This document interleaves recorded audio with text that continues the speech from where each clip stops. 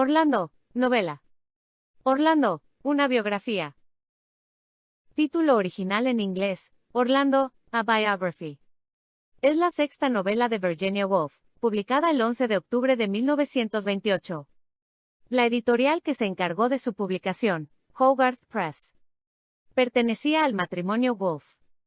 Se trata de una obra en parte biográfica, basada en la vida de la novia de Woolf, Vita Sackville West. Se considera que es una de las novelas más accesibles de Woolf, y por ello la de mayor éxito de la autora en vida. Ha influido mucho estilísticamente, y se la considera importante en la literatura en general, y en la escritura femenina y los estudios de género en particular. La directora Sally Potter rodó una notable versión cinematográfica en 1992. Con Tilda Swinton de protagonista como Orlando y Quentin Crisp como la reina Isabel I. Véase Orlando. En esta novela se tratan temas considerados tabúes en su época tales como la homosexualidad, la sexualidad femenina, además del papel de la mujer dentro de una sociedad y como creadora literaria. Todos estos temas se presentan contextualizados en distintos periodos históricos, desde el período isabelino, pasando por el período victoriano, hasta llegar a la época moderna en los albores del siglo XX. Aunque la autora presenta la obra como una biografía, en realidad se trata de una parodia de este género literario, y de manera especial de la tradición que ya existía en el Reino Unido en este tipo de género en el período victoriano, en el que predominaban los autores y en el que los personajes históricos objeto de dichas obras eran los hombres.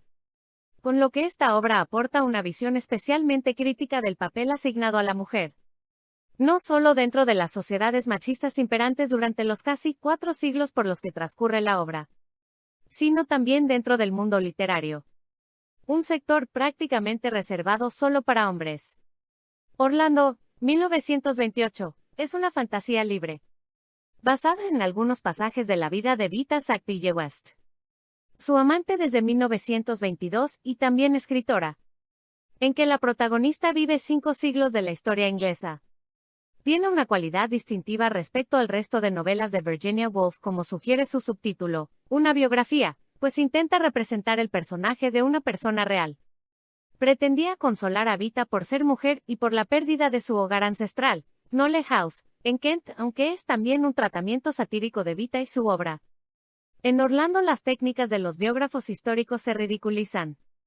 El personaje de un pomposo biógrafo se asume que es una burla. Fue traducida al español por Jorge Luis Borges. De acuerdo al propio Borges, esta traducción fue una colaboración con Leonor Acevedo. Sinopsis.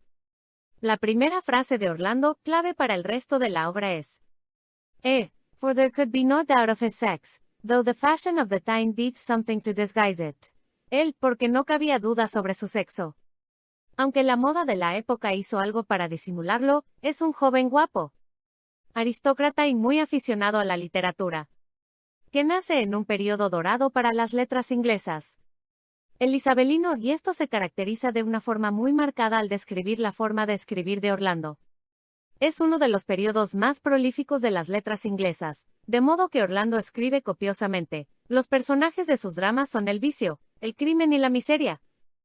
Ambienta sus obras en reinos imaginarios, y están llenos de conspiraciones y sentimientos nobles, lo que sin lugar a dudas hace referencia a las obras de Shakespeare. A lo largo de todo este primer periodo se alude constantemente a aquella época, como la diferencia de clima en relación con el tiempo presente, esto es principios del siglo XX, o lo distinto de la moralidad de esta época. La misma se hace al hablar de la afición de Orlando por las mujeres de todo tipo, en especial las de clases inferiores.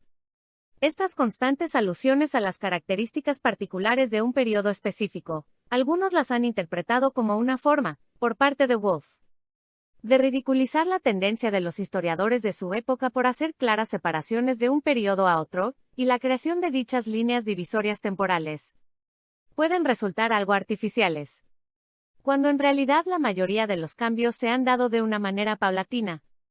En esta época, Orlando es un favorito de la reina Isabel I de Inglaterra, aunque nunca se alude a ella de una manera directa, es decir, no se menciona su nombre, sino que se describe a una reina poderosa y autoritaria, en la última etapa de su vida, con un cuerpo decadente, ostentosamente vestido y ornamentado con costosas joyas.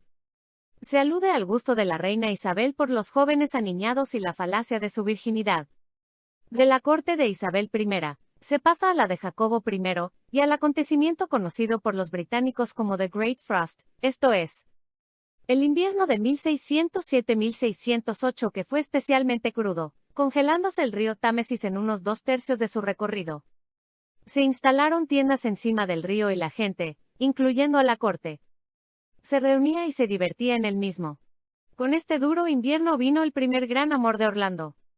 En la forma de una princesa rusa llamada Marusha Stanilovska Dagmar Ileana Romanovich, Sasha para los amigos, en un obvio chiste de la autora. Tras un apasionado y corto romance, ella vuelve a Moscú, y con ella desaparece el hielo del Támesis. La huida de Sasha lleva a Orlando a padecer una gran agonía, que le sumirá en un profundo sueño que dura 7 días. Cuando se despierta, Orlando se encuentra desterrado de la vida de la corte y totalmente entregado a la creación literaria, que resulta muy prolífica pero insuficiente para lo que será su gran obra The Oak Tree. Los tópicos de sus creaciones son los propios de la época isabelina. En esta etapa de su vida aparece Nicholas Green, el poeta que Orlando manda a llamar para poder conversar con un verdadero poeta. Orlando pretendía que Green le proporcionase su opinión sobre The Oak Tree, pero al final solo tuvo más conocimiento sobre la vida miserable que llevaban los escritores de la época, entre ellos William Shakespeare. Orlando, decepcionado por el amor y por sus tentativas literarias, decide embarcarse así a Turquía como embajador de Su Majestad el Rey Carlos II de Inglaterra, periodo conocido como la Restauración. La vida de Orlando cambiará de manera drástica durante sus funciones como embajador, cuando tras caer en un profundo sueño que se prolonga 7 días, despierta como una mujer. Curiosamente, los espíritus que intervienen en esta transformación son los espíritus Our Lady of Purity, Nuestra Señora de la Pureza, Our Lady of Chastity, Nuestra Señora de la Castidad, y Our Lady of Modesty, Nuestra Señora de la Modestia, que representan los valores que más se apreciaban en una mujer de la época. Resulta en extremo alegórico que sea necesaria la intervención de estos 3 espíritus, para la creación de una mujer de lo que antes era un hombre. Woolf trata el cambio de sexo de Orlando como un simple cambio de género pero no de identidad, dejando el camino abierto a múltiples preguntas sobre qué es lo que en verdad significa ser un hombre o una mujer. Una vez se da inicio a esta nueva etapa de la vida de Orlando, ahora como mujer, este ser andrógino decide huir de Estambul en el lomo de un burro y con la ayuda de un gitano. Se embarca en un viaje sin rumbo que acaba llevándolo a la meseta central Anatolia. Allí vivirá un tiempo conviviendo con gitanos nómadas que viven de sus rebaños de cabras. Llevará una vida plácida llena de constante contemplación a la naturaleza. Esta vida le creará problemas con los gitanos, quienes no entendían el por qué tras contemplar la naturaleza decía constantemente "How good to eat". ¡Qué bueno es comer! Que era como los gitanos decían la palabra hermoso. Tras rechazar en matrimonio a uno de los gitanos y sentir añoranza por su tierra natal, Orlando se embarca de nuevo hacia Inglaterra. Es en este viaje cuando Orlando empieza a entender las nuevas obligaciones que tiene que cumplir como miembro del sexo débil: tapar los tobillos, ser delicada, sumisa, perfumada, ataviada. A su regreso a Inglaterra todo parece volver a la normalidad, pero su nuevo sexo y su larga ausencia le traerá problemas insospechados. No solo Orlando se encuentra con que le han declarado fallecido, sino que al transformarse en mujer, implicará que no tiene derecho a tener ninguna propiedad al menos que esté casada, con lo que su palacio ya no le pertenece, y solo podrá vivir en el de incógnito. Orlando se vio envuelta en numerosos litigios que disminuirá considerablemente su riqueza. En el siglo XVIII se encontrará con las grandes influencias de la Ilustración. Durante este periodo se reunirá con grupos de intelectuales y escritores de la talla de Alexander Pope. Sin embargo, estaba profundamente decepcionada de que la luz aún no había llegado sobre la cuestión del sexo débil, hasta el punto que estos supuestos intelectuales ilustrados consideraban a la mujer as a beautiful, romantic animal, that may be adorned with furs and feathers, pearls and diamonds, ores and silks. Es un bello animal romántico, que puede ser adornado con pieles y plumas, perlas y diamantes, sedas y metales. Pasará el tiempo y llega la revolución industrial con sus trenes y fábricas, tras lo cual Orlando se topará con el período victoriano. un periodo más oscuro aún para los derechos de la mujer con su amoralismo exacerbado. Pero es entonces cuando conoce a Esquire Marmaduke Winthrop Shelmerdine, un aventurero librepensador con el que mantendrá una relación en la que no se sabía quién era el hombre y quién la mujer. El siglo XX y su primera gran guerra marcan el último capítulo de la obra, en el que aparecen Orlando, su hijo carnal y su hijo literario, The Oak Tree, el roble, en el que trabajó a lo largo de 300 años, y que le reportará un gran éxito en este nuevo siglo. Final del resumen. Gracias.